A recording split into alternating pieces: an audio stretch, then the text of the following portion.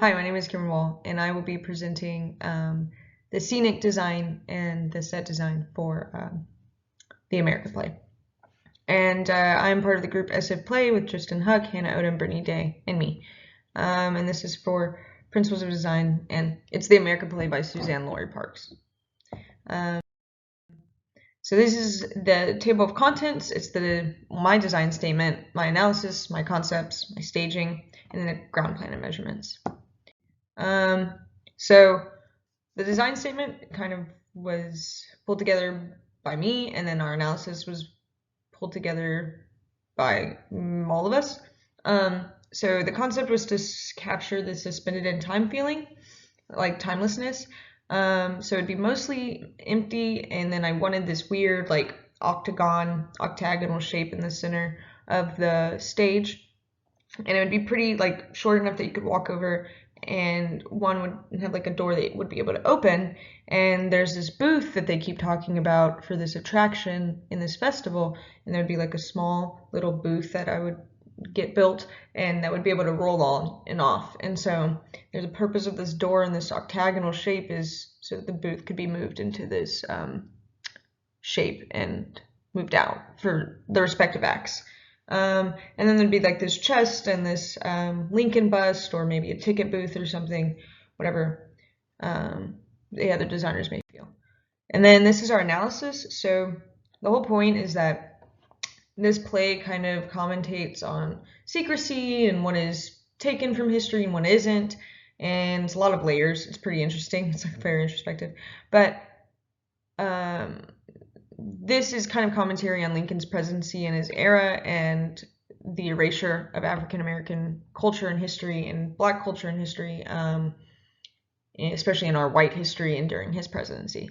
And so we really wanted to capture that in like this secrecy, or you're not always getting, even when we present everything, you're not always getting something. So other concepts that I'd run through were like, what if we strew paper everywhere and documents with like blackout classified information, and that could represent the secrets, but it's a lot of work, a lot of cleanup. So this is a lot more simple. And we kind of talked about this weird allusion to sex and allusion to the privacy, and this booth that they all go into is a lot deeper, has a lot more meanings than just the booth of the assassination, where the assassination took place.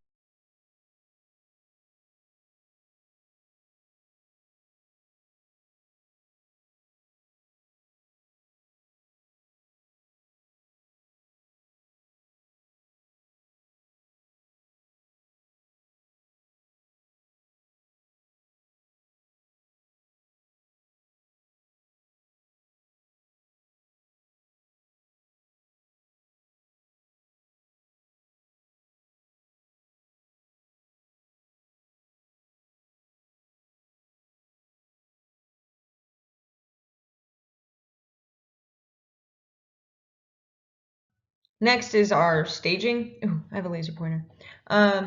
So we picked the thrust stage because we wanted this like circus-like, open, intimate feeling with the audience. And a theater in the round would be the other option that kind of captures that. But this is good. It gives this dynamic entrances and exits, because we still kind of want those, while also still being open and not hiding the fact that it's a stage and the theater, because we don't want to hide that, because it opens like a performance, the play does. This is my ground plan. So as you can see, I labeled everything. This is way better than me explaining it in person, but here's the booth, and it would be able to move in, and there'd be a curtain in the back on wheels, or light enough to move, and it'd be able to move in and kind of stay here as if they're looking over the theater or the amusement park that they're talking about in the first act. And then after the first act, it would move out, the door would close, and then in the second act, it represents this hole that Brazil is digging to find his father's stuff. Here's this chest with all the memorabilia and everything, and here's this bust, or could be a ticket booth. This is the measurements, so it's the same thing, but it's just the measurements. I scaled everything to a 1/4 scale. You can't see it in the presentation, but it is scaled down. And here are like the like the blueprints and everything, I guess would be the words. I didn't get to any full rendering because my whole minor is dedicated to full rendering things, and so all my other projects are fully rendering, so I just didn't take the time. But I was able to do this. And so we would need 8 of these like 2x4s, but they're not 2x4s. I just needed like a generic label for them. And they represent this like border, and there'd be one that was on hinges that'd be able to act like a door and move. And here's like the side view. And the curtain, I didn't do a side view because it's just fabric. Should just be 10 inches, 10 inches, 10 feet tall, and then 3 feet wide. And it's just for the back of the booth that'd be able to move off and on, or like just like move it out of the way. That is all that I have.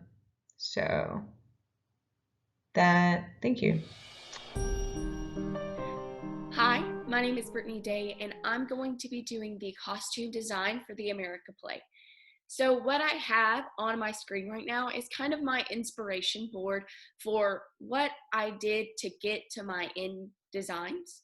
So on the side with all the different colors, each of those are going to be used for a specific character, or maybe 2 of them are used for a character. Each character typically has one maybe solid, like this is their color, with a little bit of accent colors. And then in the center, we have the pictures that I used for inspiration. So each one of those kind of gave me 1 or 2 aspects of what I really wanted my characters to embody. And so whenever we get through it, I'll explain like each one kind of where I was at. And then at the bottom, it's just my header. And that blue is also going to be used as well. So that's a part of the color scheme. So whenever we decided we were going to do the circus concept, we also decided that we would keep a very minimalist approach to set and things like that. And so whenever I started creating my rough drafts and design ideals, I also decided that I kind of wanted to play with the idea of keeping the majority of the costume simple and basic grayscale colors, while adding accents of bright, vibrant, circusy type colors and themes. So for our main character, the founding father, the picture on the bottom right, for me, I used a lot of inspiration from. I loved the blue on his suit, and I loved the accent that's made by the red on the white in his jacket. So for the founding father, I decided to use a dark gray suit. So that way it's very crisp, very clean.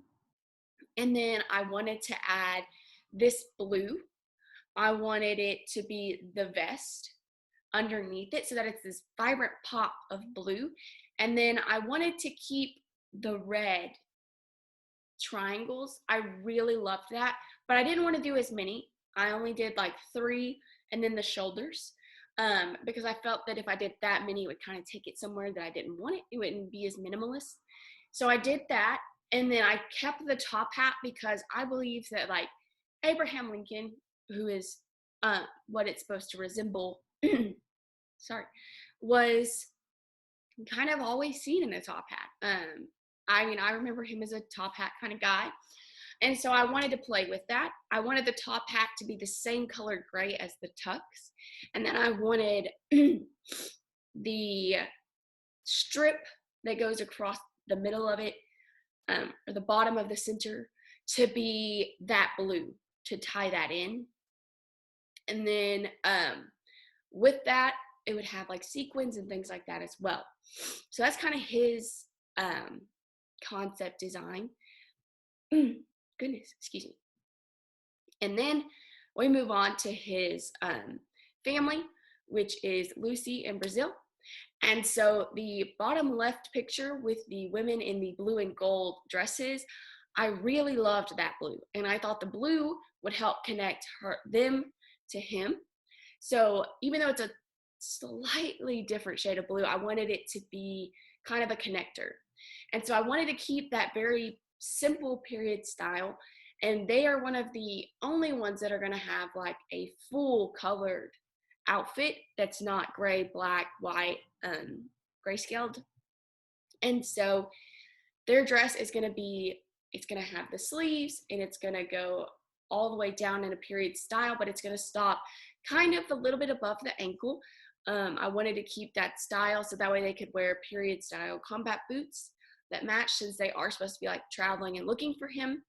And then I wanted it to have gold accents and different things, such as like the gold belt and then like a gold overlay, things like that, just so it pops and that it's a little bit different. And then there's actor 1 and actor 2. And when I found myself thinking about actor 1 and actor 2, I was a little stumped, but then I kind of started just looking for pictures.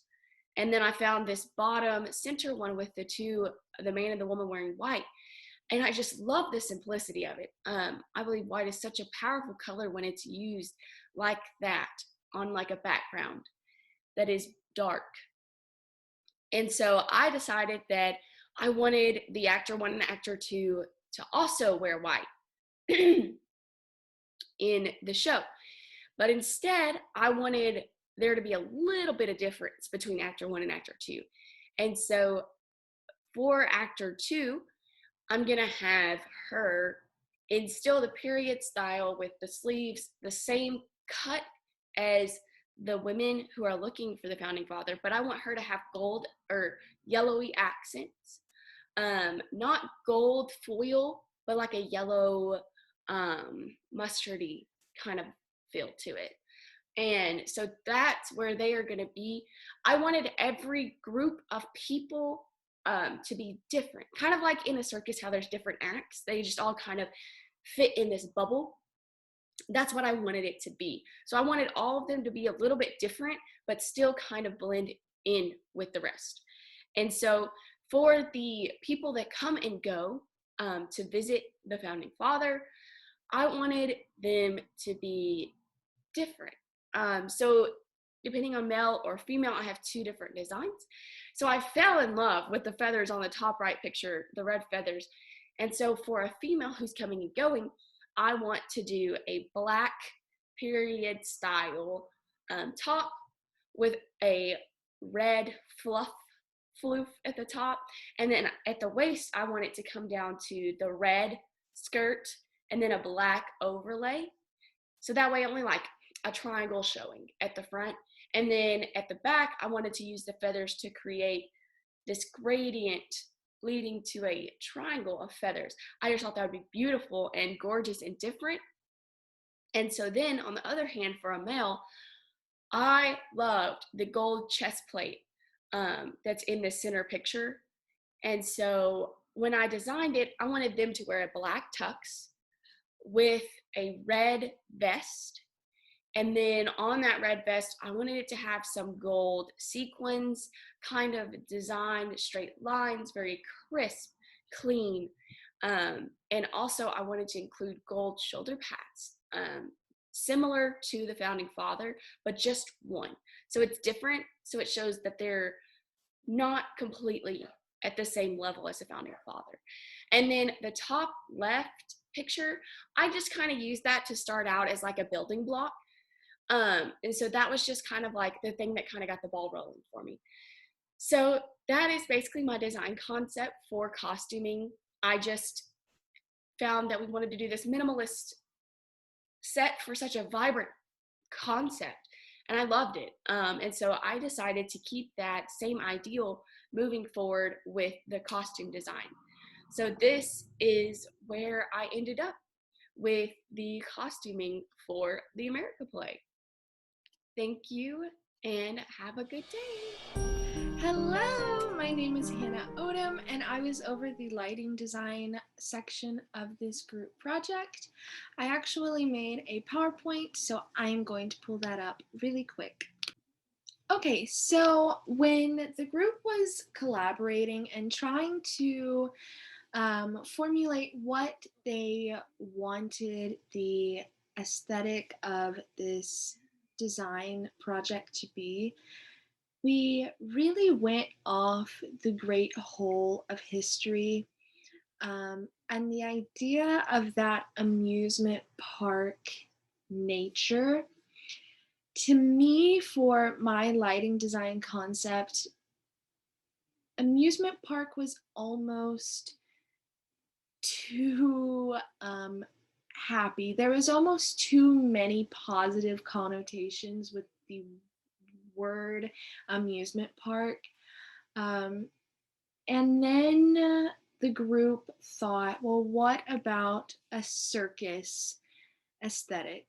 And that was amazing because when you think of a circus, you think almost of this hazy, almost dystopian realm, right? Um, and so that is where a lot of these inspiration images come from. You will notice that I pit blue and reds together, blues and reds, and there's many different variations of intensity here. Note the shadow of the Ferris wheel or the form of a Ferris wheel rather than being able to see the detail of it. Note the single highlight in the center of the image. And in the red portion, it needs to be noted the downward light coming from the center of this um, collapsing circus tent. So here we have some greens as well. I initially did not want to incorporate any greens until I saw this image when I was doing some research. Also, sorry that these images are blurry.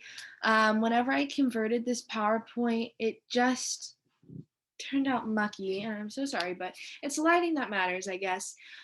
And so I really loved this image because there's green, it's hazy, kind of foggy, gives that dystopian type of feel. But then there's this figure of the Ferris wheel, and it almost looks like the Ferris wheel was cut out of the sky, right? And so over here we have the distinction of dark clouds. You can see the reds and the blues, and it's broken up by this bright yellow light, which I really loved the idea of. Here are some street lamps that are just really hazy and foggy. I just wanted to kind of portray and demonstrate that haze, and with a dull, fogged over light to be barely seen. So here is my magic sheet. You can see that I really stuck to the reds, the blues, and the yellows. That's primarily what this magic sheet consists of. I just think that it's nice to have those intense colors. As for a full wash of color, the intensity of the reds and the blues would vary from scene to scene. And the yellows are there to kind of help create a more neutral shadow of the character on stage. And then up here we see these green lights that the Ferris wheel image inspired me to add or make an addition of to my magic sheet. And then right here we have a circular shape, and that is to represent a gobo. In my key down here, I wrote a spiral gobo is an idea, but in an ideal world, a Ferris wheel gobo may be a little too niche. I'm not sure, but I think that would be really amazing looking. So yeah, overall here is my magic sheet. I had a lot of fun working on this and coming up with a design that wasn't too basic and that could give us variety. But also that wasn't distracting from this very important story to be told. So that is all from me. I'm gonna pass it on to the next person. Hello, my name is Tristan Huck, and I'm the sound designer for SFAPlay's production of the America Play by Susan Laurie Parks. I'm going to go ahead and get started with the concept for our show. The concept for the sound design of our show as you can probably already tell from our other areas, is inspired by circus and theme park motifs. Not simply circus music, but a disjointed, hollow, creeping element to the sound design. And melding with camera and set design, the minimal set and aspect of the whole within the space will be magnified by the reverberating echo I filtered most of the music and sounds through. To mingle well with Hannah and Brittany's design, my instinct was to attempt to make the sounds more cohesive with the hazed and circus feel. But A, any music will be circus or theme park themed already. And B, I think that the reverb on the music or sound effects lends an audio haze to it as well. For emphasis on the action and to highlight Hannah's popping light idea, I wanted the John Wilkes Booth shots to be dead silent, or possibly come from nearly silent prop guns. Moving on to the sound analysis and necessity of the script. The script of the America play in necessity calls for multiple loud and echoing gunshots in its second act. This was not too difficult of a task, but I made sure to try and gather more than just generic stock gunshot sound effects and tinker with them a bit. Other than this, the script calls for applause and laughter in one specific instance. I thought that in that instance, it would actually fit our group's design concept of a circus or a theme park that's a bit demented or distorted pretty well if the sound cues were reminiscent of canned laughter and applause. This, I feel, serves to highlight the commercial and plastic elements of the performances being done by the Founding Father. And now I want to go ahead and show off the sound collage. Here we go.